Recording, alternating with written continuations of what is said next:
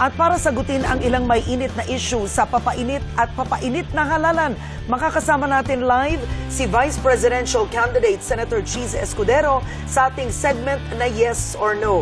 Good evening, magandang gabi, Senator Cheese. Karen Julius sa ating mga televiewers, magandang gabi din po. Good evening. Unang tanong sa pinakahuling ABS-CBN Yes or no ba Pulse. talaga to? Sa pinakahuling ABS-CBN o Pulse Asia survey, lumabas po, nung magsimula ang kampanya, 33 or 34 ang rating nyo. Ngayon po, 25. Bumagsak kayo, nahabol kayo ni Senator Bongbong at 25 at si Leni Robredo umakyat at 21. Anong reaksyon nyo dito? Kinakabahan ba kayo? Lahat ng survey, tinitingnan namin at pinag-aaralan. Mataas man, hindi dapat magyabang, mababa man, hindi dapat mainis. Basta giya ang tingin namin dyan para malaman namin kung anong gagawin pa.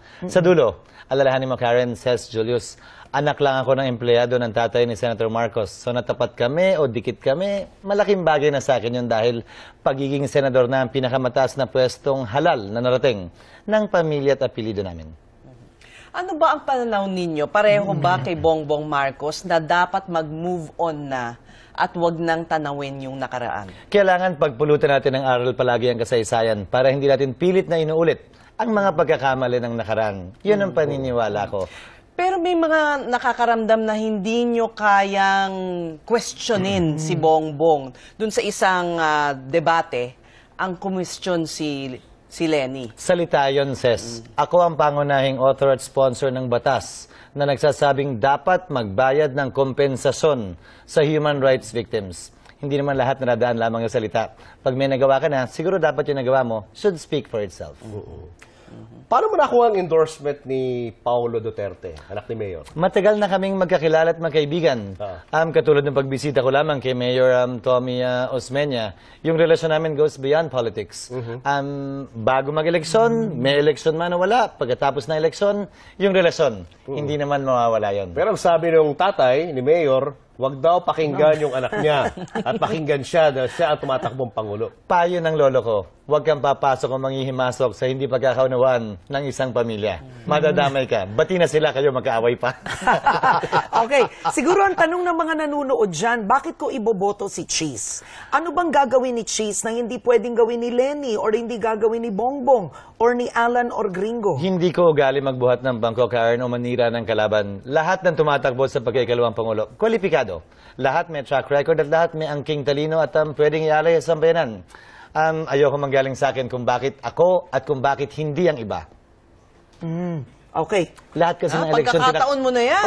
lahat kasi ng eleksyon tinakbuhan ko, says Julius, Karen, hindi ko ginawa yung manira ng kapwa kandidato o buhatin yung sarili kong bangko. Gaya ng batas na pinasa ko kaugnay ng human rights, sana. At ganun kataas ang tiwala ko sa ating mga botante. Sana, alam at nalalaman na nila ang pagkakaiba ng mga kandidato. Galing sa kanila, hindi galing sa Hindi kasi ang question, mabalik tayo doon. Oo. Yung tatay mo kasi, naging ministro ni Marcos.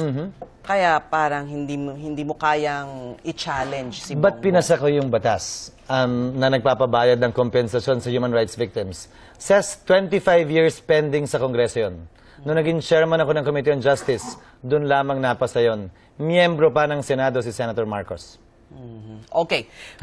Sa INC naman, kayo ba ini-endorso ng Iglesia ni Cristo kay ang Pochi Tandem? Wala pang pasya sa pagkakaalam ko ang Iglesia ni Cristo at walang sino mang pwedeng magsalita para sa kanila, maliban ang Iglesia ni Cristo Pero mismo. ang iyong katandem nakita sa INC compound. Pero bakit hindi kayo kasali? Yun lang siguro yung pinagkaiba.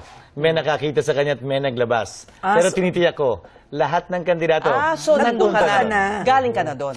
Nauna na ako dahil hiwa-hiwalay naman talagang kinakausap at hindi by tandem sa pagkakaalam ko ang pagbisita. Pero ang nangyari noon, inendorso ka one run, pero yung pangalawa mong takbo, hindi ka na 2013. Hindi. Desisyon at pasya naman talaga nila yan, Ses. Pag-aari nila ang desisyon yon. Walang sino mang pwedeng magdikta o magsabi kung paano at sino ang kanilang ine-endorso. Sa panig ko, ginagalang ko palagi kung ano man ang kanilang magiging pasya at desisyon, kaugnay ng aking kandidatura o kaugnay ng kandidatura ng sino mang sinusuportahan ko. Matagal nang matunog yung pangalan mo, Senator, sa pagtakbo as President, ngayon Vice President. Sa tingin mo ba, last chance mo na ito para tumakbo sa mas mataas na posisyon kaysa Senador? Nasabi ko nang minsan, tatakbo ko hanggang may tiwala ang taong bayan. Pag nawala at napigil yon, babalik ako sa pinanggalihan ko, sa pagiging teacher, sa pribadong sektor. Yun naman talaga ako bago ako pumasok sa larangan ng politika. 107 million Filipinos na tayo, Julius. Wala naman siguro nag-aangkin ng lahat ng talino, lahat ng magandang intensyon para pagsilbihan ng ating bansa. Hindi man kaya ng isang kandidato, tiyak ko, may mas kakayanin pa yung trabahong yun na ibang Pilipino. Baka nga higit pa. Kaugnay sa tanong ni Julius, no, yung siguro sa pagtakbo sa mas mataas na posisyon, ang pangamba ng ilan, si Senator Chis Escudero, hindi mo yan mapagkakatiwalaan. May mga kaibigang negosyante yan na kapag yan ang nanalo, yung mga negosyanteng yun mamamayagpag ulit. Poprotektahan niya mga negosyanteng yun. Siya magpapatakbo ng administrasyon ni Grace Poe. Ganun ang mga sinasabi ng tao. Mahabang sagot sa mahaba ring tanong. Una, unfair kay Senator Grace na may magdidikta sa kanya. Ako man o ibang tao man, napatunayan niya na yan. 5 beses siyang pinakain ni Pangulong Aquino, pinakamakapangyarihang tao sa buong bansa, para kumbinsihin siyang tumakbo bilang Vice President ni Secretary Rojas. Bagaman si Pangulong Aquino nag-appoint at nagbigay ng unang tsansa kay Senator Grace sa gobyerno, sinabi niya, Mr. President, no. Pangalawa, sa mamasapa, no? Bagaman si Pangulong Aquino nagsama sa slate niya, si Pangulo Aquino ang nagsama sa slate bilang senador na nagtop si Senator Grace. Noong ang ebidensya sa mamasapan, tinuro ang pananagutan ng Pangulo at yung direksyon patungo doon, sinabi niya, Mr. President, you are ultimately responsible. At the very least, it's unfair for Senator Grace for people to say that. Porkit babago siya, bata at babae, may nagdidikta ng bigla sa likod. Sa party ko, ganun din. Porkit ba bata ako at mahirap at hindi kasing yaman ng mga ibang kumakandidato sa pagkapangulo, kailangan may negosyante ng nasa likod mo? Kailangan ba may utang na loob ka na rin sa mga taong yon? Mula nung pumasok ako sa politika, Karen Julius says, nakatira pa rin ako sa parehong townhouse na tinitiran ko. Aanin ko ang mga negosyante. Kaugnay sa buhay na isinasabuhay ko sa ngayon. Ginagawa at gagawin ko palagi ang trabaho ko. Kaugnay sa kung ano ang tingin ko. Tama o mali. Malaking kawalan ba? Sorry po. Malaking kawalan ba sa'yo yung hindi pag-endorso ni ERAP? Ano mang tulong na hindi iginawad sa'yo, kawalan palagi yon. Siyempre kung inendorso ka ng kung sino man, dagdag pa rin palagi yon. Pero ginagalang ko ang desisyon at pasya ni Mayor Estrada. Tulad lamang naman ng ibang tao, libre at malaya silang pwedeng mamili kung sino ang nais nilang suportahan. Hindi ko naman pwedeng idikta o ipilit yon. Nagkaroon ba ng lamat yung inyong relasyon? Hindi kami nag-away o nagkaaway. Hindi lang nagkausap muli sa mahabang panahon. Pero walang diskusyon, O hindi ka sigawan, naman, away, walang ganun. hindi ka inaanak? O inaanak ka? Dati. Kasi sabi niya, inaanak niya si Bongbong, hindi ba? Dati. Anong dati? Dati. Okay. Pero kayo ni Binay nag-away ba? Hindi rin. Nagkalayuan lang ng loob at nagkawalaan lang ng panahon para makapag-usap at magkasama mula nung nanalo siya noong 2010. Bakit parang laging ganun? Oo nga. No? Parang laging may pattern. nagkakalayuan ng loob. Oo nga. Hindi ko kasi ugali, Julius, na ipagsiksikan yung sarili ko kung nararamdaman ko naman na ayaw nung isang makipagkita o makipag-usap. Hindi ko ugali na ipilit yung sarili ko kapag ramdam mo naman na pag tumatawag kayo, hindi na sumasagot. Pero pag iba ang tumawag, kahit katabi mo, biglang sasagot. Ayun. So, Si Bina pagdating sa yun. politika, may mga ganyan talaga. May mga ganun talaga. Hindi mo kailangan ikasama ng loob yun. May mga interes lang siguro sila na taliwas at iba sa pananaw at tingin nila, interes ko. Okay. Anong posisyon mo sa marahas na dispersal sa Kidapawan? Nais kong paimbestigahan ng masusi yun. Dahil pinapalabas pa yata ng pulis. Armado at nakipagbarilan yung mga protesters. Bigas at pagkain ang hinihingi nila. Ang malungkot na kwento rito, yung nagpapakain sa ating magsasaka, sila mismo, wala silang makain. Siguro hindi naman rason yun para pagbabarilin o i-disperse. Hindi naman po sila nakakasakit ng tao. Kung sakasakaling nakakasagabal, hindi pa rin siguro dapat buhay ang kapalit nun. O sa susunod, yes or no lang ha. Ayun na yung yes or Yes no. or no, eto na. Hindi Yes pwede or no, mag-object. quick. Walang ganun. Yes or no, dapat bang mag-sorry si Senator Marcos sa nagawa ng kanyang ama? Yes. Dapat bang isoli ni Senator Marcos ang sinasabing nakaw na yaman nila? Yes. Nagsisisi ka ba sa pag-endorso mo kay VP Binay noong 2010? No. Okay. Kapag kayo ay nanalo, yes or no pa rin paharapin yan? nyo ba sa kaso si Pangulong Aquino? Hindi pwedeng yes or no yan. Walang pakialam. Bakit? Yes or Yes no? or no? May kaso ba siya? Hindi, yun nga yung tanong eh. Pahaharapin ba? Mhm.